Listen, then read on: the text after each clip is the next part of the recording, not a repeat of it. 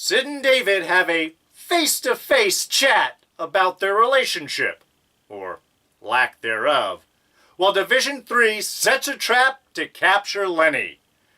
That does not go at all the way that they planned.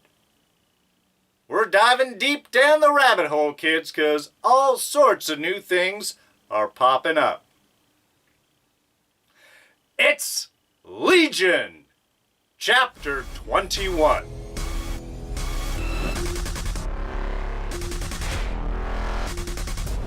Hey everyone, D here, and welcome to this week's review of Legion. So yes, of course, spoilers are ahead. And a reminder for our quick jump index system. Just take a look down in the description below. We'll have this completely review broken down into easily titled time jumpy sections. Jump forward, jump back, follow the Hall of Time. Watch this review in any order you'd like. Alright, so before we get in the review, do have a couple of announcements I want to jump into. First off, of course, yes, I have a new logo. Ooh, fancy. So happy, so stoked. A wonderful job done by one Alfredo Rodriguez, a brilliant graphic artist who did this as just a wonderful gift for me. Thank you so much, Freddie. You got my channel perfect. I love it. It is awesome. And number 2, we have a live stream discussion coming up this Wednesday at 6 p.m. That is July 3rd. Not talking about Legion, though. Talking about Agents of S.H.I.E.L.D. going over the first half of the season. So if you missed my last review and you're an Agents of S.H.I.E.L.D. watcher, this Wednesday we're going to be talking about this season, and we'll have special guest Rob Stone from Smirking Gun Reviews. Like I said, talking about this season, our favorite moments, what we expect to see going forward, what we want the show to become. So should be just a fun little chat diving into one of our favorite shows. And lastly, I'm going on vacation at the end of the month. I'm going to be gone for a week from the 19th to the 26th. So, Episode 5, I believe that's Chapter 24, is that Monday, the 22nd?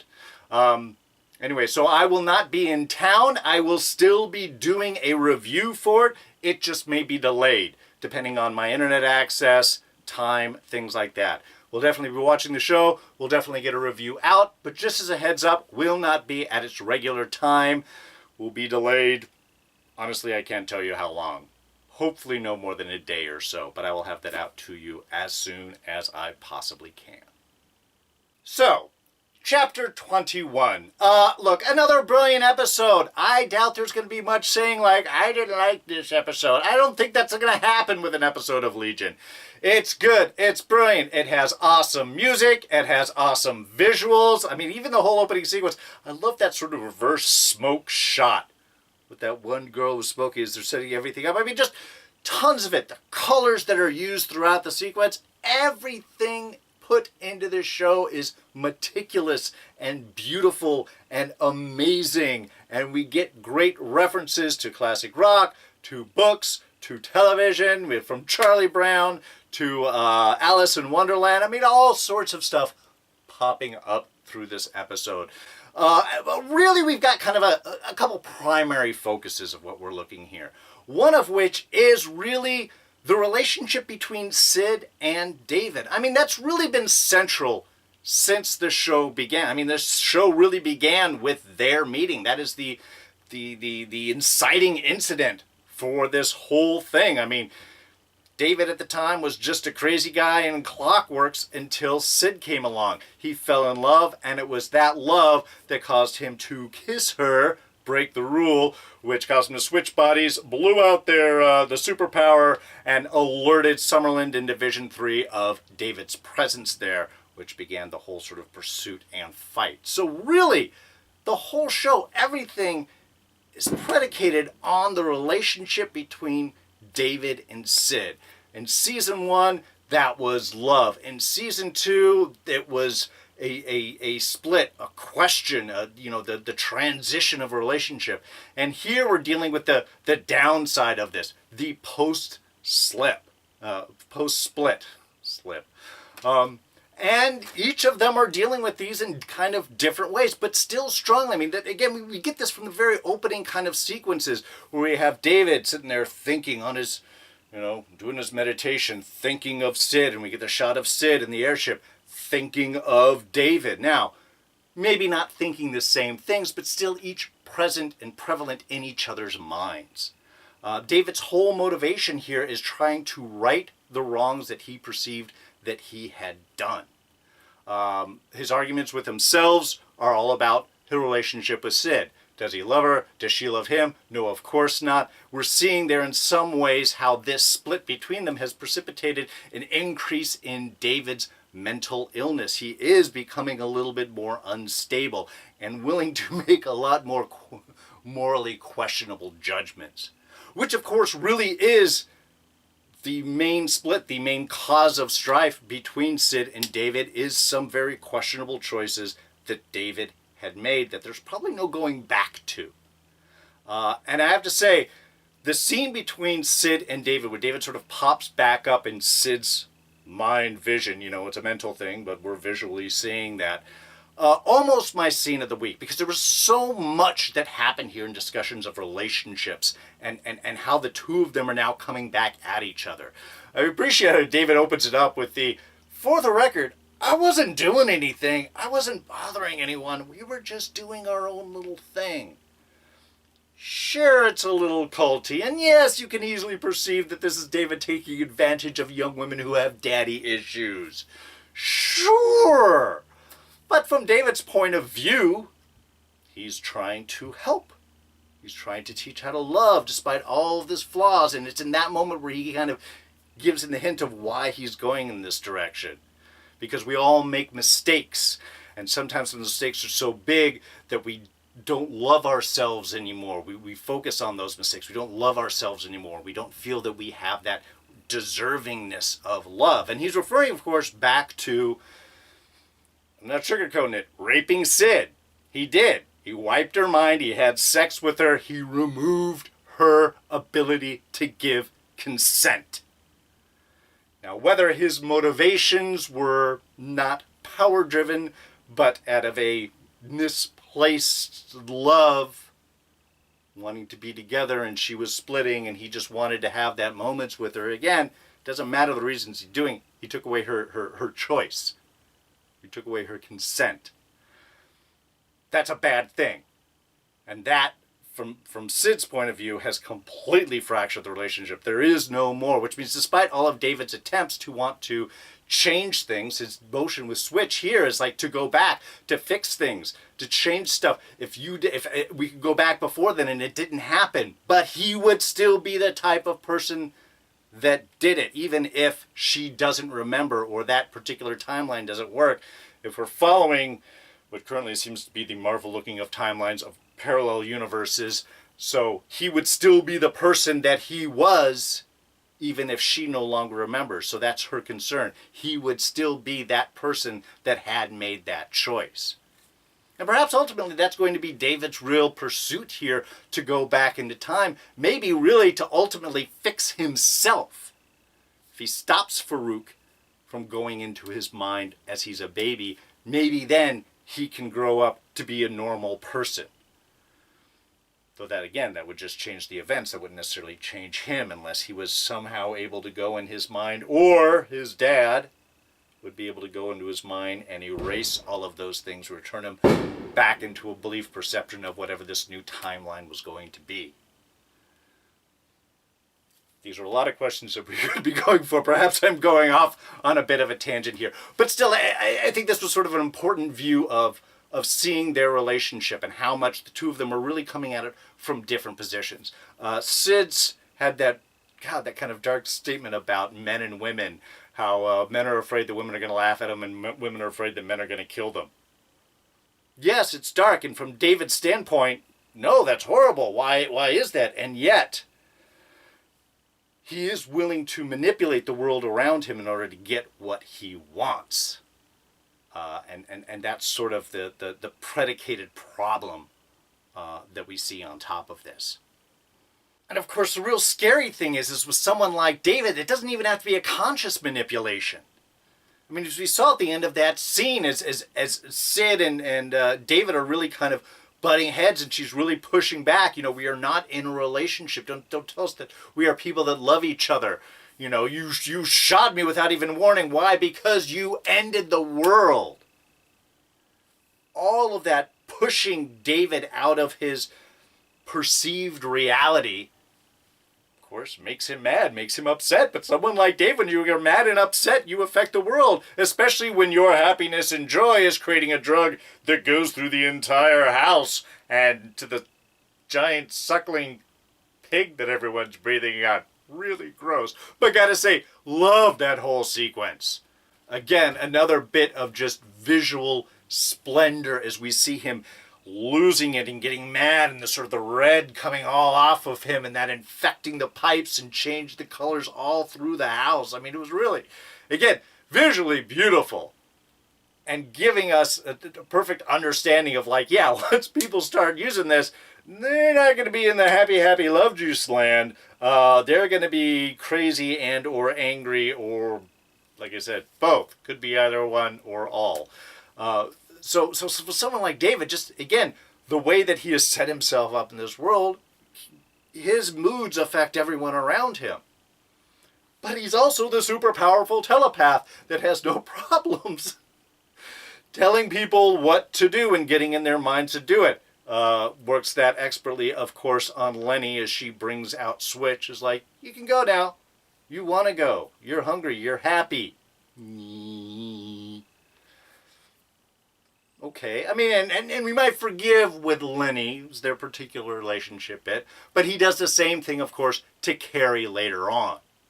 And that is really, again, these are the big lines, those moral lines, those quandaries that we're not supposed to pass. You can't be manipulating the world around you just to get what you want, even if your intentions are good, because ultimately, that's kind of the definition of evil, of villain. Every villain thinks they're doing the right thing. Every villain is the hero of their own story. It's what lines are you willing to cross in order to try and achieve your goals that determines really the difference between hero and villain. And I think in this episode, this is the clearest vision that we have had so far of the dangers that David presents to the world and to himself. Now, someone definitely having a rough day has got to be Squirrel, who, of course, was captured last week as Division 3 went after the house, and now wakes up in the airship strapped to a chair over a trapdoor to be plummeted thousands of feet to the ground. That was kind of a messed up scene. I mean, there was the humorous parts of Squirrel just trying to negotiate with Clark there.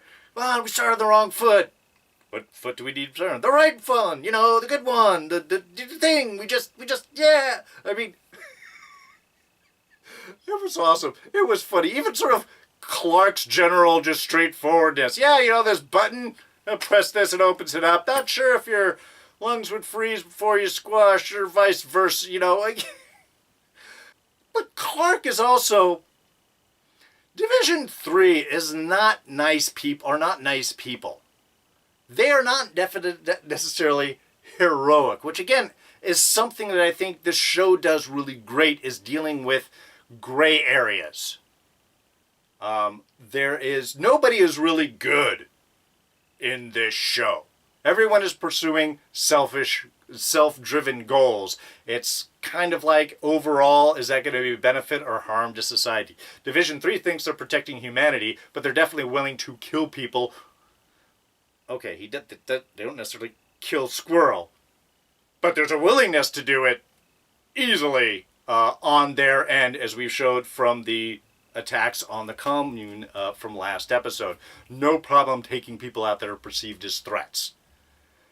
They've got Farouk in them, which is really a what-the-heck situation going on there. And I'm surprised that nobody has realized that maybe there's something bad going on with that. I'm hoping that develops through here because, look, Farouk's a villain.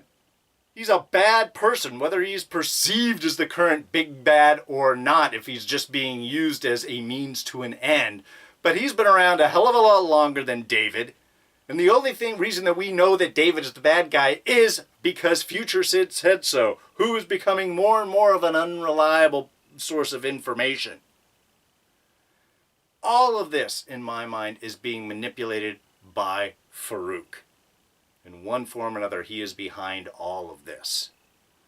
And I'm just hoping that people might start waking up. But I think Syd has been sucked into his whole, mind space there. He's been manipulating her since last season, and in some ways, especially with the promise to teach her how to lie, to get into David's head, to be able to go up and stab him in the back, I think is something that plays darkly to the future, because if Farouk does teach Syd that skill, Syd from the future could have always been lying to David using this skill. And David would never have known about it. Also, the whole future thing can't really read mind. That was one of the issues and problems that they had. So, again, still not sure about this. But it's definitely seeing that Division 3 is not good. Especially when they're willing to drop Squirrel out of the airship, which surprised the heck out of me. I did not think Clark was going to do that. I mean, yes, he can cross some lines, but man, that was just cold. And I'm not talking about the atmospheric pressure and freezing of the lungs cold, though also that. However, turning around and having Cary open the parachute, it's such a slow way, too. It's like, how far is it that they could easily drop to the ground and gives Clark time to sort of stroll downstairs and shout at Cary to hit the parachute? Almost too late. Did give Squirrel a bit of a limp. But okay, so not killing Squirrel, using him as bait to go and capture Lenny and get to the house and get to David and do all of those things. Okay. Again, brilliant, smart, unexpected, definitely got the heart pumping a little bit right there. But then, of course, we get Squirrel's second little adventure, going down the rabbit hole, heading to the tea party with the Mad Hatter, a.k.a. Lenny, who did this beautifully. Again, just another beautiful visual sequence. I love the van. I love the art on the van. I loved the weird girl group in the back that looks like they should be happy and seductive, but definitely had that danger feel, like someone's going to murder someone in the back of the van. Great combination of feelings. And then, through the forest, all of the lights and such, to the mad tea party. Brilliant, beautiful, great switch for Lenny, too, from just the welcome, with that kind of creepy and annoying sound on the coffee cup there, to then turning it around and jumping on the table. What happened? Where have you been? What have you seen? What have you done? And I think Lenny does that really well. Aubrey Plaza is great at doing those switches of emotion and intensity, of happy to crazed to angry to supportive. I mean, really great, beautiful jumps on that. And then, of course, that ends up being, Division 3 follows. They jump in to try and take care of Syd, or try and take care of Lenny, who, of course, then uses that whole opportunity to capture Cary and get him away, because, of course, David needs Cary to build a machine or tank or something in order to help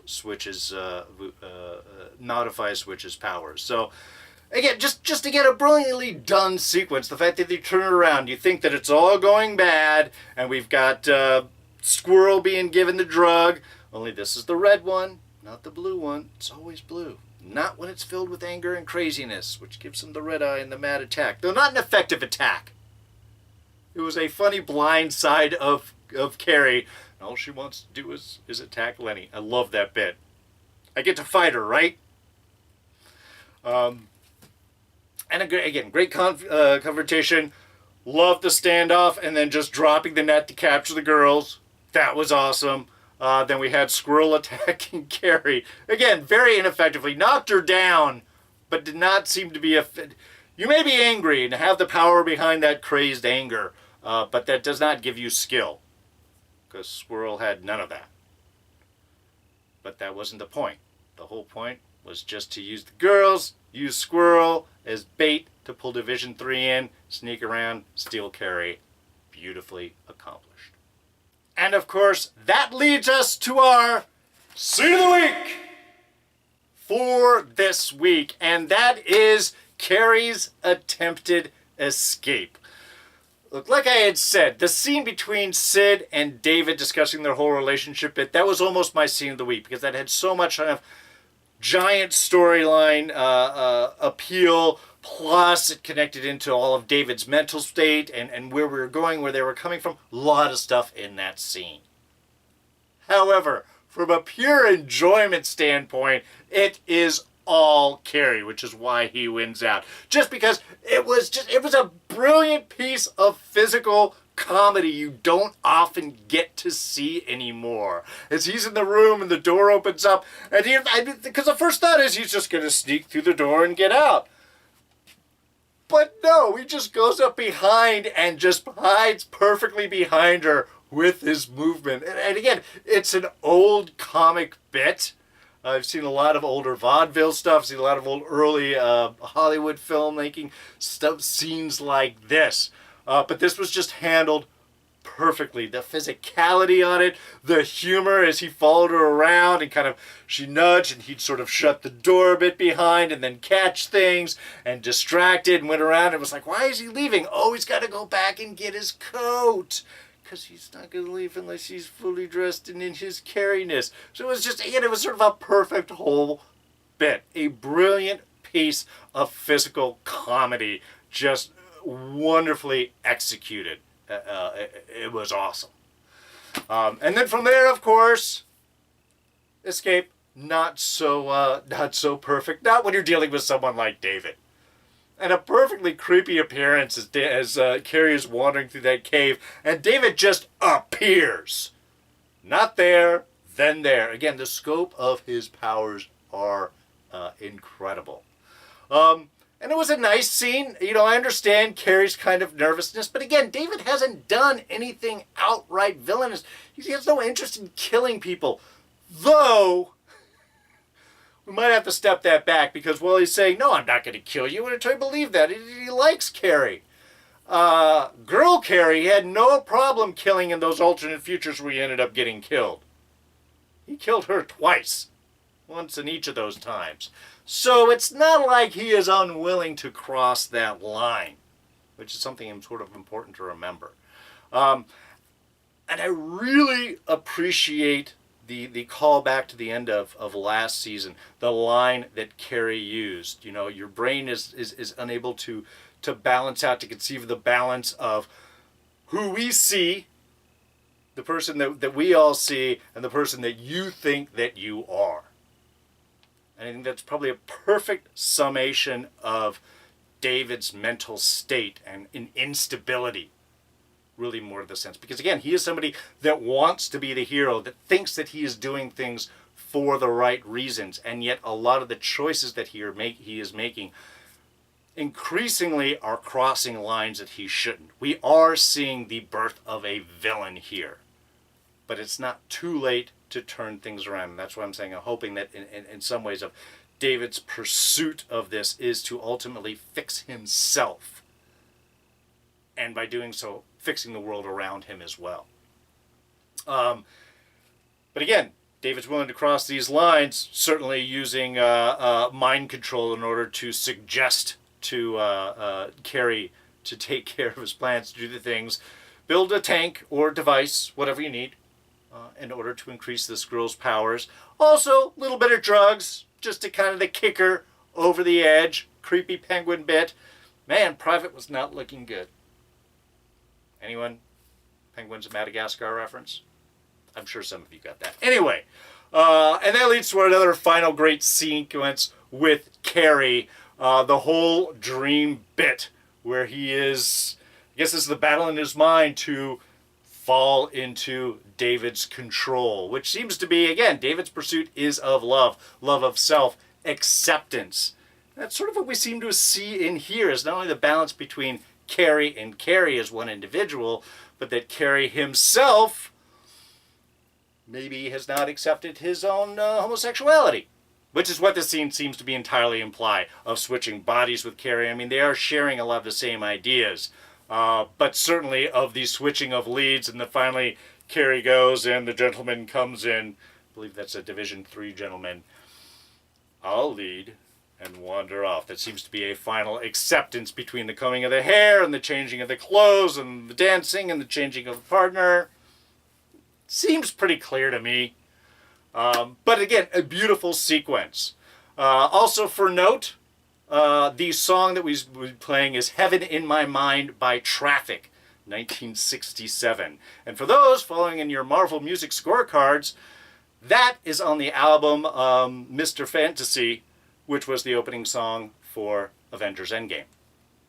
Not connecting these two, but all of these seem to appreciate some great classic rock. So just a little heads up on that bit. Now, I do want to take one moment and talk about Lenny here real quick, because Lenny is kind of a wild card, I think, throughout the season. Lenny's always been a wild card, but her role has really shifted a lot from first season until now. I mean, in first season, he was the friend in the in Clockworks, in the mental facility, who got killed when Syd took over the powers. Then that personality was hijacked by Farouk and used as a front for him throughout all of season 1 as the face to David of Farouk. Anyway, season 2, Farouk had been willing to accept his own face, step back into the world that way, and now Lenny was just a cast aside personality who wanted nothing more than to get out and eventually try to have revenge on Farouk. Now, interesting position, because there's a lot of jealousy going on, I think, with Lenny. I think Lenny is very jealous of the relationship between David and Syd. I think that became apparent last season. She certainly doesn't trust, Lenny doesn't trust Syd, but I think there's more of a competition for David's attention and you know, affirmation and kind of love and acceptance and stuff like that. So I think in some ways we have Lenny competing with Syd on that. But now we have the introduction of Switch. And again, we're seeing a lot more of those jealousy bits. The whole thing when she confronts her is just like, you work for me. You know, David's the one on top, I work for him, and you work for me, and this is the way that it goes. Again, really a concern about this new face coming in might replace her, which certainly seems to get only a little bit more secured when she gets dismissed by David and he has to use the little mental thing to sort of push her away and make her do her bit. So there's a lot of jealousy issues going on, a lot of control stuff with Lenny. And I found the last scene very interesting when she's talking with Cary and asking what's going on, are you going to do? And Cary's talking about the machine that he's building. And that just last sequence when she's like, no, but when is he going? Like when, where, what time period? He starts pressing those questions. That raises some interesting thoughts there. One, simple jealousy. She wants to be part of the decision making. She doesn't want to be cast aside. She wants to know what's going on. She's concerned that that David's pursuit might push her away. That's one possibility.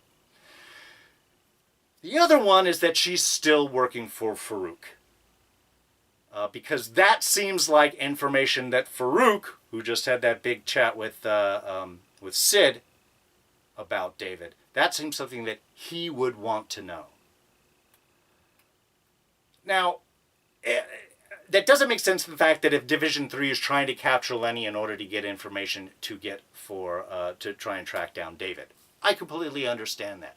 But why is he asking the question? And again, I think Farouk is on a different agenda. He's using Division 3. Division 3 wants one thing. Farouk, I believe, is after something completely different. He's the chess master. He is 5, 10, 20 moves ahead of everyone else.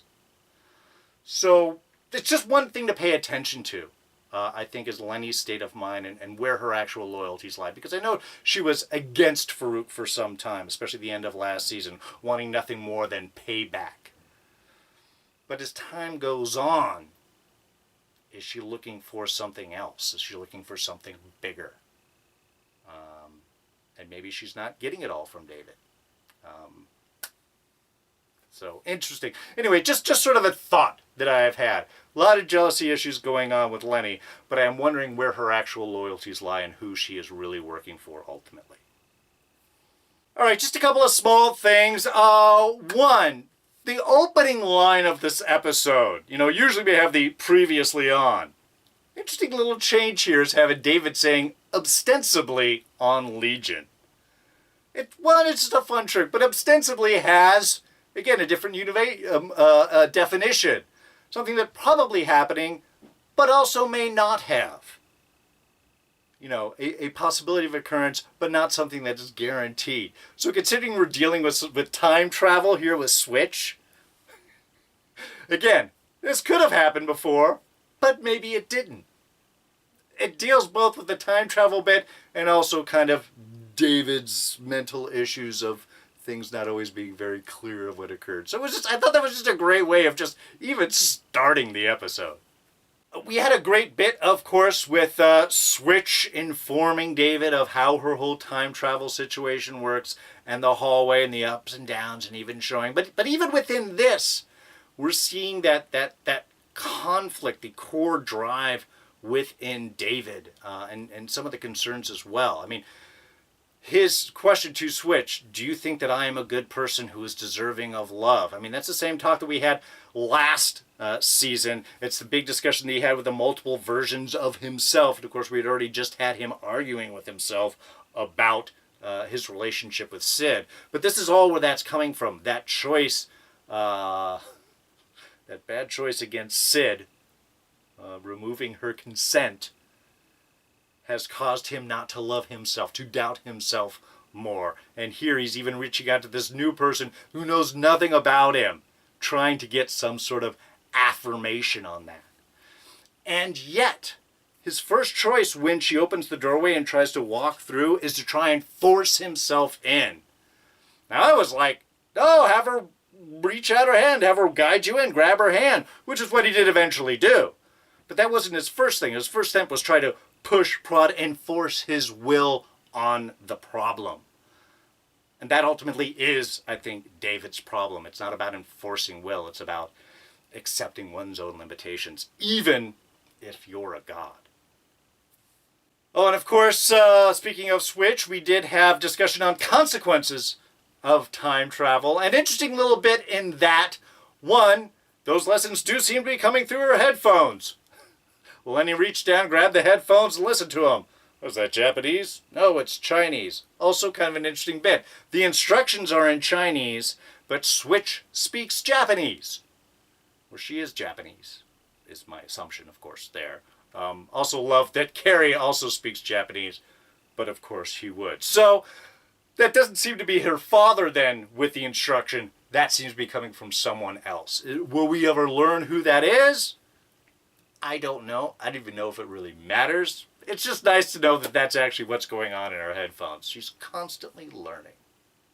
A couple of Peanuts references in this episode. Of course, we have the opening song about Charlie Brown. Nobody loves Charlie Brown. Charlie Brown's always in the dumps, except maybe the cute little redhead girl will say hi. But yeah, we had the opening song kind of placing David in the whole Charlie Brown role. And of course, his hope is that Syd would be his little redheaded girl, though blonde.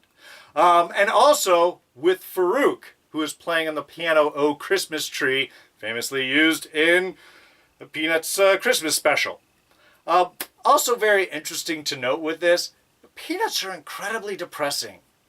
When I was younger, not a whole lot of choices. So you look forward to the Peanuts Christmas special and their Halloween special and the Thanksgiving special and all of those things. Rewatching them as an adult, man, they are depressing. Jeez.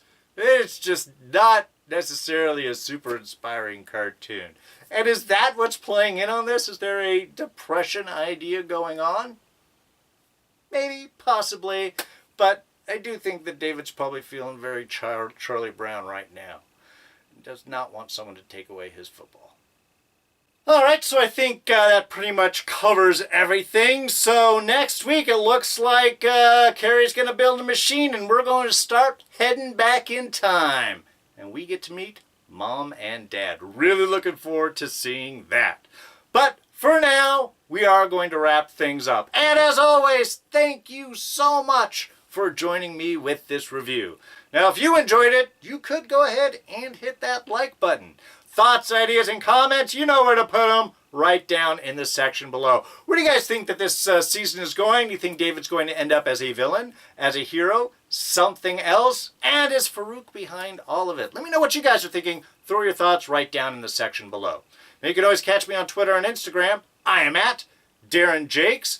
Please subscribe if you're not a subscriber. Quick and easy. It's a one-button press. You'll catch the whole rest of this season reviews, whole rest of Agents of S.H.I.E.L.D. We got a live stream, like I said, going on Wednesday night, 6 p.m., talking all about this season of Agents of S.H.I.E.L.D. Plus, we have the final season of Preacher starting in August. So, lots of stuff. Don't miss any of it. And you won't if you're a subscriber. Do that by clicking this button right here with a new fancy logo. And we'll go ahead and throw up a couple of our latest reviews right here for you to check out. So, that's going to be it for me. I'm D, and I'm out of here. Catch you guys next time. Bye-bye.